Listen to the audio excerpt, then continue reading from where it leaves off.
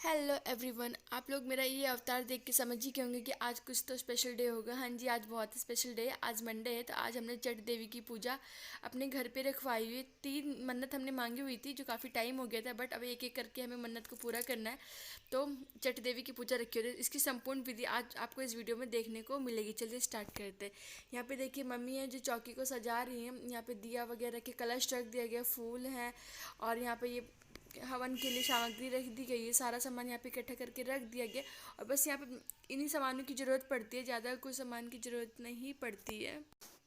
इस पूजा में ना घर पे ही प्रसाद बनाया जाता है, तो अभी आपको देखने को मिलेगा। ये देखिए यहाँ पे पत्ते पे प्रसाद रखा गया। ये दूध का खोया बनाया जाता है और यहाँ पे यही सबको दिया जाएगा। हम यहाँ पे 7 लोग हैं और 2 यहाँ पे उस पर चौकी पे आपने देखा होगा रख दिया है। तो यहाँ पे मम्मी बारी बारी सबको दे रही है और मैं कलश का दिया जला रही हूँ। और ये प्रसाद को हमें रखना होता है, अपनी ही गोद में रखना होता है, उसे नीचे नहीं रखना होता। और मेन इसी प्रसाद के माता को चढ़ाया जाता है। और यहाँ पे मिठाई वगैरह भी आप चढ़ा सकते हैं, बट सबसे ज़्यादा यही फलित माना जाता है। तो इसलिए घर की वजह से यहाँ पे सब लोग पुष्प चढ़ा रहे हैं। एक एक करके पुष्प चढ़ाएंगे, कलश के जो जल है वो भी चढ़ाएंगे। और ये देखिए अक्षत वगैरह सब कुछ। यहाँ पे एक चाची नहीं आई थी, वो भी आ चुकी है। अब उनको भी मम्मी दे देंगे प्रसाद। यहाँ पे प्रसाद उनको दे दिया गया है। और आप सब देख सकते हैं यहाँ पे आप सब लोग सिंदूर लगाएंगे। जो कलश के ऊपर जो आम के पत्ते हैं उन पे लगाएंगे, कलश पे लगा जाएगा सब कुछ। इसलिए सारी चीज़ें ना सारे लोग करेंगे बारी बारी। पहले मम्मी करती है, उसके बाद हम लोग उनके पीछे पीछे सारी चीज़ें करा करते हैं। अब यहाँ आप वीडियो को देख के समझ ही जाएंगे कि हाँ ये पूजा कैसी होगी और स्टेप बाय स्टेप यहाँ पे सारी प्रोसेस हो रही है। और मैं आपको बताती हूँ ये पूजा क्यों की जाती है, कैसे की जाती है। तो ये पूजा जैसे हम कोई मन्नत मांगते हैं भगवान जी से, वैसे मन्नत कोई मांगते हैं, चट्ट माता से मांगते हैं तो वो हमारी जल्दी पूरी हो जाती है। तो इसी इसका नाम चट्टपट माता है। मैं थोड़ा बोलने में अटपट हो रहा, चटपट माता है। हमारी भी कोई मन्नत ना पूरी हो गई थी तो इसलिए हमने खिलाया। पे 7 लेडीज़ की ज़रूरत होती है, जो घर परिवार की होती है ना, उन्हीं को बुला लिया जाता है। और इस पर घर पर ही प्रसाद बनाया जाता है और इसे पत्ते पे ही दिया जाता है। यही इस पूजा की खासियत है कि बिल्कुल साधारण सिंपल सी पूजा में बहुत मतलब फलदायी होती है पूजा। तो यहाँ पे सब लोग प्रोसेस कर रहे हैं और उसके बाद यहाँ पे ना हवन किया जाएगा। देखो मम्मी हवन को बना रही है, हवन किया जाएगा। उसके बाद ना यहाँ पे कहानी होती है, जो कहानी चाची सुनाएंगी। बट यहाँ पे मैंने वॉइस को ना हाइड कर दिया, मैं वॉइस ओवर कर रही हूँ क्योंकि अमायरा थी ना तो बहुत ज़्यादा शोर आ रहा था, तो आप लोगों को समझ में नहीं आता। और फिर थोड़ा ये हमारी लैंग्वेज में था, वो भी आपको समझ में था। तो मैं आपको बता देती हूँ कहानी क्या थी। कहानी बहुत अच्छी थी, बहुत मज़ेदार थी, अच्छा लगता है। यहाँ पे अमायरा भी जय जय जय कर रही हैं।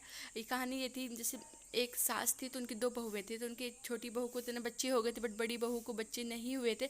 तो उन सब लोगों ने कहा कि आप चट देवी माता से मानो तो आपकी मनोकामना जल्दी पूर्ण हो जाएगी।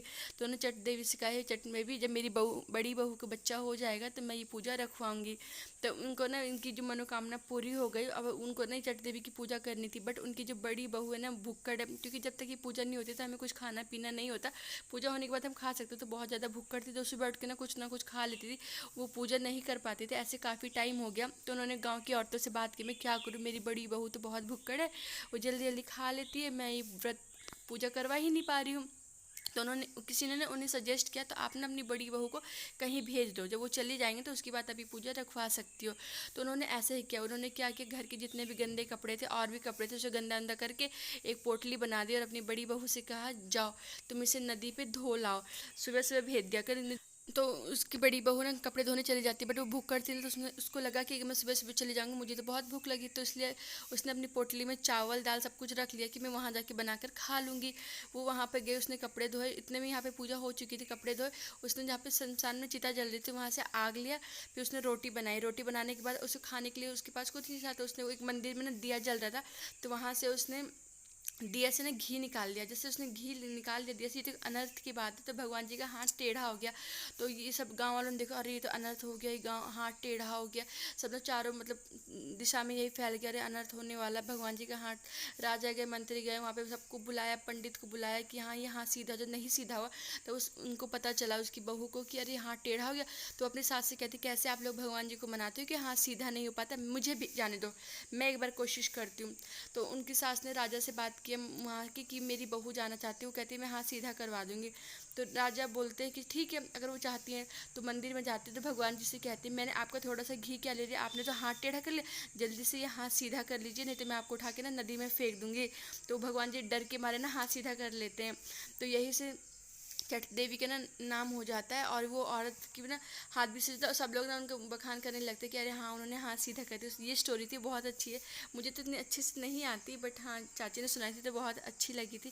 चाची वही स्टोरी समझा रही है, इसलिए सबको हंसी आ रही है। यहीं से भगवान जी का हाथ भी बिल्कुल सीधा हो गया और जो उन सास ने अपनी बहू की जो मन्नत मांगी थी उनकी मन्नत भी पूरी हो गई। और जब वो औरत कपड़े उपड़े धो के आई थी, यहाँ पे पूजा हो चुकी थी, तो उसको पता भी नहीं था। तो यही एक कहानी थी। कहानी बहुत बहुत अच्छी लगी, चाची सुनाती तो बहुत अच्छा लगता है, बस मुझसे तो इतना अच्छा से नहीं सुनाई गई। यहाँ पे अमायरा देख रही है हम लोगों को, और दीना वीडियो शूट कर रही थी। और ये कहानी बिना संपन्न होने वाली कहानी पूरी होने के बाद हम लोग जो प्रसाद अपने हाथों में रखे थे यहाँ पे चढ़ा देंगे और ऐसे भगवान जी के पैर छू लेंगे। उसके बाद यहाँ पे हम लोग आरती करते हैं। आरती करने के बाद थोड़ा सा प्रसाद निकाल के ना पत्तल में रख दिया जाता है, और पत्तल में रखने के बाद थोड़ा जो बचता है पत्तल को उसको खाना होता है। उसे प्रसाद ना छोड़ना नहीं होता, आपको जितना आप खा सकते हो उतना ही पत्तल में रखें, वरना नीचे निकाल के रख दीजिए।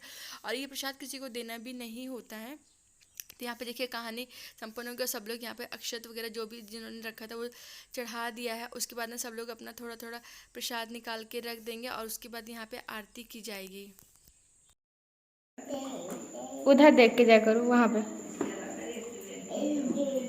जय कर लो, जय कर लो। समोसा खाई लो, समोसा समोसा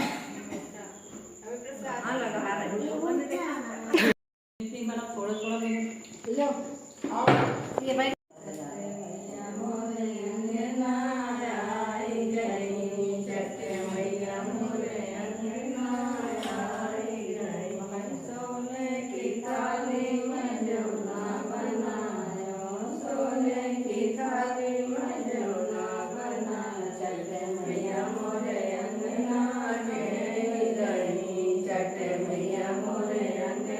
आरती बहुत ज़्यादा लंबी थी तो मैंने आरती कट करते यहाँ पे सब लोग ना घर जा चुके हैं। हमारी पूजा भी संपन्न हो चुकी है। इससे ना हम 2-3 घंटे बाद सारी सामग्री को उठा लेंगे जो भी यहाँ पे रखा हुआ है। आप लोगों ने देखा होगा कि हमारी पूजा अच्छे से निपट गई है और मैंने आपको सारी विधि मतलब स्टेप बाय स्टेप दिखा भी दिया है। और लास्ट में ना थोड़ा सा तनु ने सूट नहीं किया। उसमें ये होता है कि जो हम प्रसाद मैंने पत्ते पे दिखाया था आप लोगों को रखा है, उसको खाने के बाद ना वो जैसे आज मम्मी ने मतलब खिलाया अपनी तरफ से, तो जो मम्मी को ना सब लोग दे देते और मम्मी उसे अपने आंचल में संभाल कर रख लेती हैं। तो ये पूजा होती है। तो अगर वीडियो अच्छी लगी तो वीडियो को लाइक, चैनल को सब्सक्राइब जरूर कर लीजिएगा और ऐसे अच्छे अच्छे ब्लॉग मेरी YouTube चैनल पे आते रहेंगे। Thank you, bye bye.